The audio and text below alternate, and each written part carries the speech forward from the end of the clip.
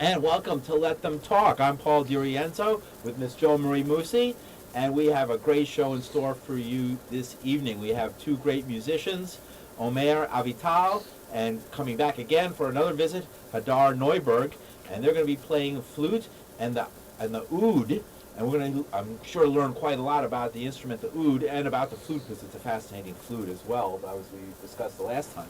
And so welcome to the show, and welcome back, Hadar. Thank you very much. Pleasure. Thank you. And we're here live, by the way, and all our performances are live. And later on, we'll take your calls, 212-757-1538. So welcome back, Hadar. Thank really you very great much. to see you again. Yeah, it's it's great to be here. Thank you. And welcome to the program, Omer. Tell us, Thank you. Omer, what is that wonderful instrument that you're playing? It's just beautiful. Yeah, this is, like you said, it's called the oud. An oud, it's basically an Arabic Middle Eastern classical instrument, pretty much the father of what we know today as a guitar, because the oud arrived to Andalusia in Spain around the 9th century with the great Iraqi musician Ziryab, and basically this became the lute, which lute means le'ud, basically, which looks very similar, and from the lute, actually the modern guitar developed. And there's 12 strings on this, Well, right? it's 5 double strings and 1 single. Oh, so and it's one really single, 6 strings okay. like a guitar, but they're double. Oh, all Most of right. them. So yeah. So how long have you been playing? Well, originally I played classical guitar as a kid, and then my main instrument is upright bass, and I'm a composer, so I play piano.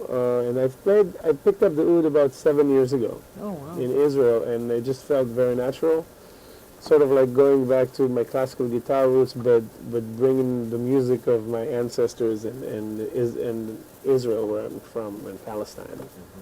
Wow, wonderful. Could give us the instrument you're playing right now is tell us a little bit about how you came across it. This is a very nice instrument, great maker in Nazareth, in Israel. There are 2 major makers.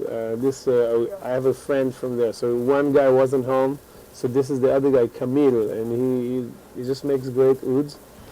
And There's a lot of inlaid wood on it, right? So this was made to order for you. No, he had a bunch of them, and he takes them out in his living room, and this is one of the best ones. But I bought it very new, and it's becoming better as I play it. It's not like an old Syrian or Iraqi or classical oud, but I guess it's made like a Syrian oud, in that format. Now, did you study music at a university, or? Yeah, I studied in a conservatory when I was a kid, and arts high school. Did you go to the same high school? No. And then university, in New York, the New School jazz program, Mannes, and Jerusalem University later for composition. So Hadar, I know we discussed last time you were on your instrument, and it's but remind looking people. flute. Yeah. Tell us a little bit about the kind of flute that you're playing. Actually, that is a very old flute. It's from 1907. It's 100 years old, over 100 years old. And like Omer said, it gets better with the years.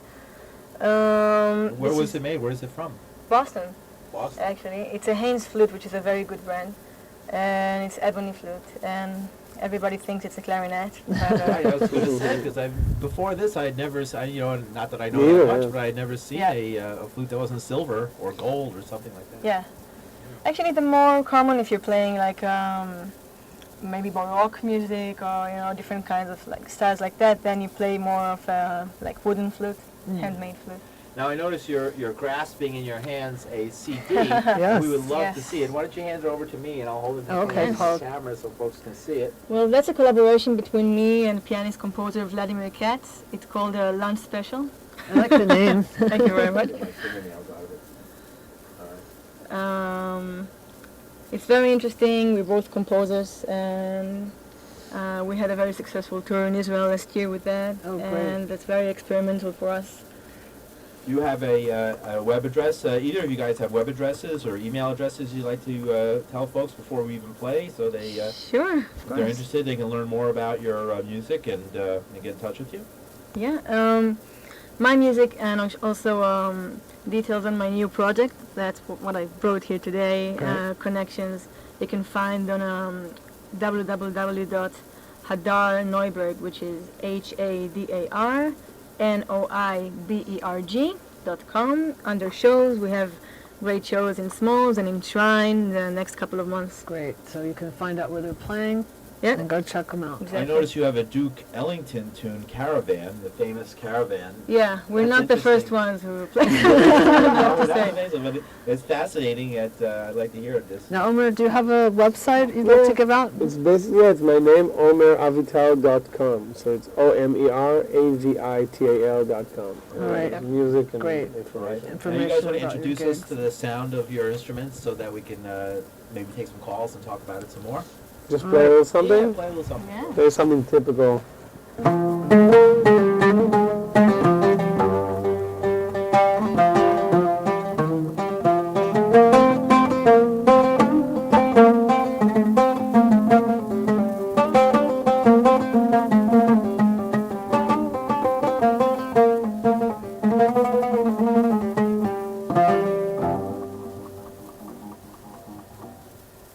That's a beautiful sound. Beautiful sound, yeah. Thank you, yeah, I love And, this and you instrument. can, it sounds Mid-Eastern. I don't know if that, it sounds like, I would say if I heard that with my eyes closed, that sounds like a Middle Eastern instrument. There's something about Yeah, I it. mean, this is pretty much one of the major, it's like a piano, I guess, Yeah. in Western music. Sure. It's Wow. sort of like the, you know, Would it be common to, like, we would have, you know, a troubadour who would play guitar and sing? Would you have also singing going on? exactly, yeah. Yeah. Yeah, I mean, people usually, most of the oud players used to be singers, and so an oud voice, and sometimes darbuka, like the frame drum or something. That's like the core of the Oh, I see. Right. orchestra. And what are the notes represented by those strings? The actual notes? Yeah. Well, I mean, there are a few different tunings. I tune the Arabic way, which is C, F, A, D, G, C. Turkish ouds are one step up. Oh, really? There's built differently, and you can tune this to a D and G. I mean, the low one, you can. Well, notice the neck of it is shorter than, say, a guitar would be. Oh yeah, for sure. Yeah, And no frets at all. no frets. Yeah, this is a fifth here, so it's pretty short. You have an octave and a little bit. Wow, okay. Wow, so that I could see because a bass player, stand-up upright bass player, doesn't have frets. That's the, Yeah, well, I'm used to it. and a violin as well, and Exactly. you know, very difficult as any guitar player who's tried to. It's pretty hard. You got to do it by ear. Yeah, I mean, you know, Memorize exactly but that's how you get all the microtones. In this, in the Arabic system, you have basically not 12, but sort of 24 basic possibilities. Oh, I see. It comes from Persian music, ancient Persian music, but it spread all over the Middle East and Turkey and North Africa. So, like I would say, like this scale.